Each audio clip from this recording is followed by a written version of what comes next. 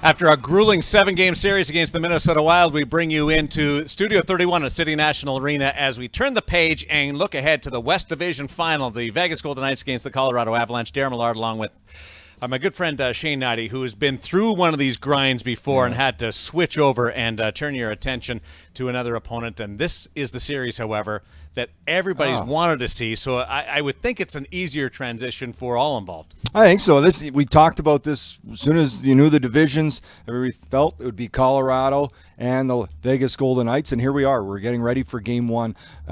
So, it's finally there. I think this is what both teams expected. They knew they'd have to meet it at this point if things went the way they were planned or as they planned.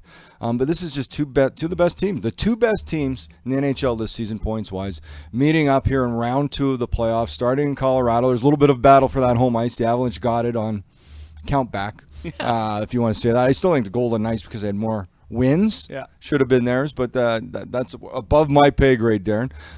But this is, I like the Golden Knights going in. I like the fact in the way they played in Game 7. To me, that was their most complete game. So they're able to get to that point. And one of the things we heard all season long was improve our game, continue to improve our game. We heard that in playoffs, improve their game. Well, they did. They had their most complete game in Game 7, came out in top 6-2. Now they should be able to carry that over against the Avalanche in Game 1. Not limping into the second round by any means, really going on there in a high. And Pete DeBoer talked about the health of the team. It might be at its best in the last couple of months. As you enjoy the Knights Report on Twitter, Twitch, Facebook, and YouTube, send us your questions, your comments. Go Knights, go, and we'll pass it along to the world as the Golden Knights aim to establish themselves against the Colorado Avalanche. Can you think of a similar situation where you had the two best teams meeting so early in a Stanley Cup playoff run? No, not. We've never seen it where the two teams that have led points-wise, I believe, have met in round 2. You're better at this. Your memory's a lot better than mine, but I don't recall it. But you look around the league. It's so much parity, and assistant coach Ryan McGill talked about us the other day, said, even them in the Minnesota Wild, the difference between the teams were minuscule. I think we've seen that over and over throughout the playoffs this year, how close it is, how familiar these teams are with one another, battling each other in the same division all year, now into playoffs. I think it'll get really interesting. I don't like to look ahead, but once you get out of round 2 and you start to see these teams that haven't seen each other meet up, that'll be very interesting to watch. But I think right now, rounds 1 and 2, because these teams are so familiar with each other, they know exactly what they need to do. It's so close. They've been great hockey. And now the Golden Knights are up against the Avalanche, who they know very well. Both these teams have heard praise on both of them. I think it's interesting, though. Everybody's got the Avalanche's favorites, so I think that plays in the favor of the Golden Knights, kind of coming in, a little bit of pressure off, and they know they can feel confident, get ready, and I've got a good feeling about Game 1. Some of that might be Avalanche winning in the minimum against the St. Louis Blues in the first round, Vegas having to go the distance. I almost felt a little bit sorry for the Minnesota Wild, because the national media and the local media in Colorado and Vegas, it's very unusual that everybody's aligned wanting to see this one series, and it was the Minnesota Wild who were stuck in the middle, maybe trying to upset it. It's the Night Report presented by UMC. On Twitch, Vegas-born asks, what do you think the key to winning the series is? I think they've got to be physical. I really do. The Avalanche, to me, they're a talented team. Nathan McKinnon, arguably the best player in the world, certainly had a great start to the playoffs. Got 6 goals in 4 games. Mikko Rant. You look up down their lineup, very, very dynamic offensive talent. And on the back end, the same thing with the likes of Cale Makar, Samuel Girard, but young defensemen that you saw the way the Golden Knights wore down. I thought the strength of the Wild was that core 4, their defensive group that has really been together for a long time. The Brodins, the Dumbas, the Suitors, the Spurgeons, and they finally grinded them down in Game 7. The ability to come after them, attack after attack. I thought the fourth line, that was by far their best game. They just really grinded the players. And if they can do that to the Colorado Avalanche and to the Cale Makars and the Girards, those real mobile defensemen, and try and wear them down, I think that's where the Golden Knights could have an advantage. They got to have that relentless forecheck, that relentless pressure and pace to their game. That was something, all those elements really came back in Game 7. Jonathan Marchessault talked about, he said, we need to play fast. And by fast, it always isn't skating. It's moving the puck. Their breakouts need to be clean. Their transition quick. Their forecheck quick on pucks. And it was very evident in that game, Game 7. So that needs to carry over here against Colorado. Make them hear footsteps. There's something going back to the 90s, the 2000s, where it was a much more physical game. Kind of feels that same type of formula. And it does. And, it doesn't all happen in Game 1, 2, but if they stick to that game plan and over the course of time as this series wears along, there's no question there's bumps and bruises on both sides. There is on every team that's at this position now in the postseason, but they need to continue and play consistently to the style they want to be able to execute their game plan. They certainly are. I touched on it earlier. These teams, when you play the opponent, they know what you're going to do. You know what they're going to do. It's about how going out and executing your game plan. And I think one thing I like about Pete DeBoer is he makes minor changes, little tweaks in the game that can really help them. If he sees something he doesn't like, I think Game 1 there might be a feeling out process. Maybe on seeing the matchups. Obviously, Avalanche with the last change will have that. But if the Golden Knights play the way they can, they don't need to worry so much against matchups. There's a lot of faith Pete DeBoer puts in any line or any D pair against whoever's out for Colorado. Teams on the ice, pregame warm-up at Ball Arena in Denver. We'll bring you the lineup. So what we expect to see today from starting goaltender right on out, Robin Lehner, kind of let it slip a little bit today, as Robin Lehner does on Twitter, that he will be the Game 1 starter in the series after Marc-Andre Fleury went the distance in the series against the Minnesota Wild. Before we get to a little bit more on dissecting today, take me back to the different stages of that 7-game victory against the Minnesota Wild. And I told Gary Lawless, a 7-game series is like a visit to a mansion. The first 6 games is a long, winding driveway. Yeah.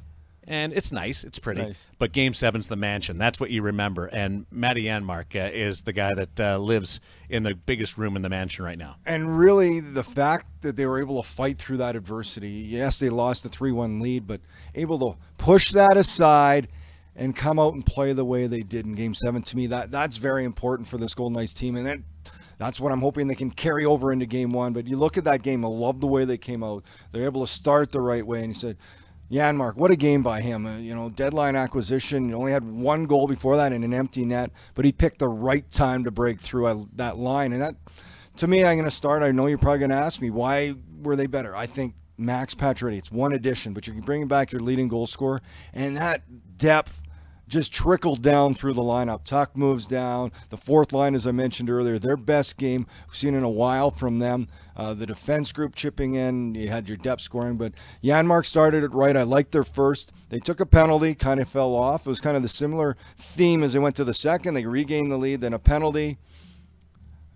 Wild, credit them, able to bounce back. But the thing the Golden Knights didn't do is they didn't get away from their game. They didn't try to force stuff. They stuck with it and just took over. And that's that part of, not worrying. There's things aren't going to go your way. It's how you respond to that swing of momentum, how you bounce back. And I felt they handled it great. Janmark, beautiful goal to open it up.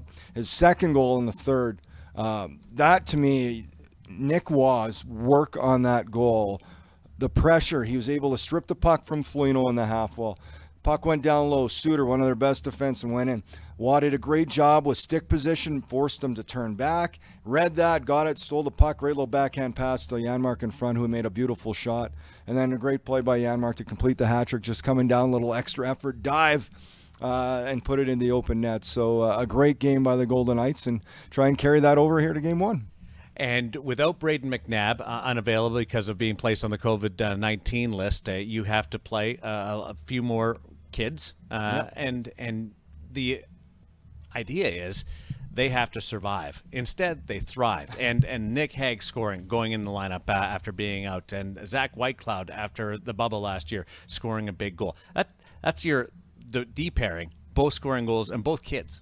You love it, right? You really do, and that's how these guys get experiences. You put them in these situations as young players, and the adrenaline you have, and this is where you really learn what it takes. The thing I like about Hague and Whitecloud is White Cloud really came onto the scene in the bubble and playoffs. He was terrific for him. For Nick Hague, it's been a great season. Kind of learning it as he goes in playoffs, but they played together on a Calder Cup run for the Chicago Wolves. They were deep partners there. So I think that goes a long way. There's a comfort level between those two defensemen, which is so important. Communication with your partner.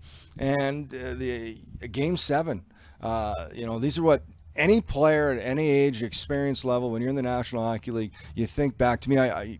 You think back to how you all got to this point, and it was playing on the street, playing shinny, whether it was in an open arena, or it was in extra ice time. And you didn't just play. You didn't go out with your buddies and play those makeup games and say, all right, you're playing Game 1. You were always playing Game 7. You always wanted to be the hero. You always wanted to be the difference maker. So when that time comes in real life for these guys, they were able to be a difference maker, and a great game from Hague and White Cloud. And it just speaks to the depth, especially at the defense position. They have it at all positions, forwards, but defense, and their ability to come in without McNabb in the lineup. Holden's played great. Hague, White Cloud, the two kids stepped up. It's just a great game and one they won't forget. And now that experience level's just gone up for both of them. Just a note on Nick Holden, too, who's been in and out of the lineup all year, gone long stretches because of the salary cap, couldn't get in. He's been more involved offensively than I think I've seen him in the last year and a half. So to me, that speaks of his level of experience, a true consummate pro, well-liked, his attitude. It's not an easy role to do that, but he's done it with a smile on his face, with a positive attitude, and it takes a long time to develop that. I've been in that position before, and you understand it later in your career, that how important it is to be a piece and big part of the team is that attitude you bring each and every day, whether you're going to play or not. And then the preparation of practicing that long, extra work, skating, working out. It's not always fun, but you do it so you're ready for these moments. And he understood that, so he's able to jump in, and it's like he's been playing all year. He's been terrific for them. You said he's had the confidence level, not to just stick back and play a safe game, but the willingness and the confidence to jump in offensively. Picked up his 4th assist. He's leading D-man in scoring. You didn't have that? You didn't see that coming? No. And speaking of D-man, it was great to see Shea Theodore get a couple of points. Hopefully now that's a sigh of relief for him and a little weight off the shoulders. Just one note. You've been here for all 4 years. Clinching a series on home ice. No, the Game 7 was like the cherry on top, but clinching a series on home ice and having that atmosphere with 12,000 people there. And I've come to expect big things from this crowd because they always continue. The fans, the VGK fans, always surprise and surpass my expectations, and they did it once again. In a building we just had over 12,000, you would have thought it was filled to the rafters and the roof was going to come off. For them to finally clinch and close out a series at home was another special moment. They just continue to pile up all these things they've done. I was kind of actually surprised. I had to think back. I said my memory's poor. I'm like, oh yeah, that's right. They hadn't closed out at home, and to do it in Game 7, their first Game 7 at home, just a special night. It was great you could feel the vibe around the city and people everywhere you went. Just the next day talking about Friday night's game and how great it was, how much fun, whether they watched on TV, whether they listened on radio, whether they were there, however they were able to take the game in. It was just so much energy. But now that all gets reset and refocused now as they can go back to that anxious, nervous energy as they start a new series against Colorado. A real pro right there. He knows we're going to turn the page and look ahead to game number 1 of the West Division Final against the Colorado Avalanche. We'll also give you the lineup for the Vegas Golden Knights for this series opener and some questions and comments coming through. Jack, we're going to get to your comment as we roll on. It's the Night Report presented by UMC from Studio 31 and the West Division Final, Vegas and Colorado. Universal Solar Direct. Pay less for your electric. Look at all these bills. We've got to find a way to save money somewhere. Universal Solar. Let's go solar. Pay less for your electric. Call Universal Solar Direct now to go on a power play with our exclusive offer. 0 down, 0 payments for 5 months, and 0 interest for 9 years. Invest today, save for a lifetime. Universal Solar Direct. Proud sponsor of the Vegas Golden Knights. Call 702-483-6900. Vegas Golden Knight Alex Tuck is a hero on the ice, and off the ice he's doing something even more important. He's a registered organ, eye, and tissue donor. In the United States, more than 100,000 people are waiting for a life-saving organ transplant. That's more than 5 times the capacity of the Fortress. We all have the power to end the wait. My son Mikey saved 8 lives and healed many more. Learn more about Nevada Donor Network and register to be a hero at nvdonor.org. You gotta put your heart and soul into it. Give it 110%. This is what you've been working for. You gotta play like there's no tomorrow because... Yeah, Dad. I got it.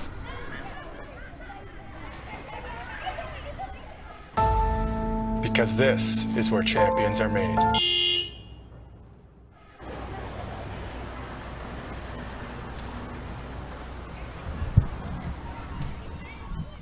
Have to see a sequel to that commercial to see who the person behind Derek that's honking the horn in the carpool lane, dropping off the kids. Want to make mention that a word from our sponsors at City National Bank. City National Bank is the official bank of the Vegas Golden Knights as we come to you from City National Arena. Inside Studio 31, Darren Millard along with Shane Noddy. And there's news after 7 straight games with Marc-Andre Fleury in goal against the Minnesota Wild. The Golden Knights and Pete DeBoer will change it up and go with their great tandem and lean on Robin Lehner. And yes, release the panda. That's the story today as Robin Lehner leads the team out on the ice. It's interesting because Pete said he was going to use it, the advantage, but stayed with Flower all 7 games. This the right time to do it? I think so. I'm not surprised by this at all. I think you look at the season they had. The strength of this team, talked about, was their goaltending. They had 2 number 1 goaltenders. They won the Jennings Award. When you have something like that that's been such an advantage for you all season long, should be an advantage for you in the playoffs as well. And it was a 7-game series for Marc-Andre Fleury. A lot of hockey, a lot of not only physical but mental toll. So to have the opportunity to be confident, it's not like you're throwing in a backup here. You're throwing in Robin Lehner. Who had a tremendous season for Vegas, who has experience, is a starter. They're both starters. It just made sense for me. You got a fresh goaltender. It was something Pete DeBoer mentioned all year. Playing a fresh goaltender he felt was an advantage for them during the season, and he'll feel the same. It should be an advantage for him in playoffs as we'll watch it play out. Robin Lehner faced the Colorado Avalanche once during the regular season. There was that final game, the thrilling encounter between the two clubs in the last game of the season against each other, in which the Avalanche won 2-1. The rest of the lineup is the same. Max Pacioretty, good news there. He is back in for the Golden Knights, so the top line is intact, and then you have that third line, which allows Nick Waugh to skate with the likes of Alex Tuck, and that's a great setup. Matty Janmark on that third line. Everybody kind of falls into place now. And a little bit of confidence on that line now. Yeah. For Janmark coming off the hat-trick game, Alex Tuck has been terrific all the way through. He brings so much speed. Nick Waugh, I've liked how he's kind of grown. It started near the end of the year, the last 15, 20 games, and carried into playoffs.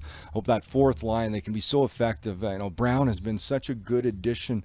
It's just a fit to me with Reeves and Carrier, the speed and just the work ethic that Brown has. I almost feel like he feeds those other two guys, even though they've got the more experience. And of course, we know what the top 6 can do. And the one line I'm looking for to break through a little bit more is the Karlsson, Marchessault, Smith line offensively. I think this could be a big series for them. I think they're going to need them. They're going to need to kind of wash away. And sometimes it is depth, because we know the Avalanche certainly have that high-end talent in their top 6, top 9, and Golden Knights are going to have to match it all the way through the lineup. Both teams are as healthy as they meet each other than they've been all season. And that's unique because it's the second round of the playoffs. Minus one issue on both sides. Braden McNabb not in the lineup. He would be. And then you look at Nazem Kadri, second-line center for the Avalanche. He remains out, has 6 more games left to serve on a suspension, but there is an appeal that has been heard with Gary Bettman. Could be reduced, could stay the same, could be added to it. But that is an advantage for the Golden Knights not to have to go through one of the best face-off guys in the league. Yeah, Kadri's a big piece of it for that team, but I'd be shocked if anything happens. I think it happens almost every year with him. So, you got to learn at some point, and I think the suspension that he was given is the one that he should take. and fulfill here as they move forward. Obviously, Colorado fans will feel different, and they would. We know that in any situation. But he's a big part of that team. You said they've got a lot of skill. He can find the back of the net. He's had success against the Golden Knights, but he's really good in the face-off dots. So they'll be without him. But like any of these good teams that we see with the Golden Knights, they're the Avalanche. Any top team, players out of the lineup, they have these depth guys. They have that ability, next man up, and then they surround it. Everybody plays a little bit better. So although he's out, they still have a lot of key pieces left in this Avalanche lineup. And Ryan Reeves will play. There was some conversation, most of it actually coming from the Denver side, about the hit on Ryan Suter. There's no supplemental. It wasn't a hit. There. He bumped into him. If the post was, if the net, it didn't happen by the net, he would have just fell down. Nobody would have thought anything of it. Anyway, there should not be suspension. Ryan Reeves collided with Suter. He went into the post. He didn't hit him into the post. They collided. Somebody said cross-check. No, there's no cross-check there. But that's what people do. Obviously, anybody who's not a Golden Knights fan is going to complain. For the matchup, you see a team that hasn't played in a while in Colorado. I've been thinking about this one. Turn it on, and the Golden Knights just going right back in. Day off, travel, and go. So 1 day in between games for the Golden Knights, a series of them for the Colorado Avalanche. Who has the advantage in the first period? I honestly think the Golden Knights are going to have the advantage here, and I hope I'm right. I have been wrong before in some of the things I say. I just feel that they're coming off. They're already in the rhythm. They understand the level this game's going to get to. They just played a Game 7. They're going to play a Game 1 and try and do it with that same intensity, that same urgency they had in Game 7 because they just did it. The Avalanche haven't played forever. They've practiced. I'm sure they'll be excited. They'll be in their building. Their fans, there'll be adrenaline early, and they'll feed off of that. But is there going to be a little bit of rust? I've been in situations in both of these where I've rolled out of Game 7 in 2011. Montreal around 1 to 7 games, then swept Philly. And I've had times where we've come out of these long and played great in Game 1. And then Game 2 kind of fallen off. I think Game 2 will be the one that's interesting because I think, there's going to be a lot of emotion and adrenaline here for Game 1 on both sides. It's who's going to be able to hold it. And maybe that extra day between might help. Right. So it's going to be interesting to watch, but I think the Golden Knights could have a little advantage here, even though everybody talks about the Avalanche. They're rested, they're ready, they're excited to get going. I think the Golden Knights, just coming off such an important game, they can have that energy level where they need it. They understand how big these games and the way it needs to be played, having just played one. A couple of minutes left here with you. A slight tweak, too, on the schedule that Shane referenced. Playing Game 1 today, and then there's 2 days off because there's a Nuggets game in the NBA playoffs slated for Tuesday. So Game 2 will go on Wednesday. So 2 days between the opener of this series in Denver. On Facebook, Jack asks, what do the Knights need to do to get past the Avalanche offense? They need to force them to play defense, and that's about puck management. They cannot turn the puck over. The neutral zone is going to be so important. Puck placement, you don't have a play, don't try and force it. Chip pucks to space, use their speed, get in on the forecheck. Force this Avalanche team to defend as much as possible. Will wanting to know, what are you expecting to see from Leonard with him having not played since the end of the regular season? I'm expecting to see him ready to go. This is what goalies want. This is what players want. You want to play. You want to be that guy. You want to be a difference maker. And I think Raman Leonard, just like Marc-Andre Fleury, they want that net. They're competitors. So I expect him to be ready to go. He's actually done this once this season already. Remember, he came off the concussion. Yes. And then rolled. Won the next Well, let's 9. hope it goes again. Yeah, so that's a negative, but turning and leaning on that experience into a positive. The Fortress will be at full capacity when Game 3 returns to Vegas. That's going to be cool. If for tickets, visit VGK Ticket Exchange, and that's going to be awesome. Like 12,000 was amazing. We've seen the full evolution because last year in the bubble we were there. It was concrete. Then back to them playing, back to few fans and more, and now to have it back to full capacity. Can't wait to see it rocking. Thanks to UMC for presenting the Knights Report. We will be here every day on game day to bring you a preview and a look ahead to the Vegas Golden Knights march in the 2021 Stanley Cup playoffs. For Shane Addy, I'm Darren Millard. Thanks for watching and enjoy Game 1 of the West Division Final.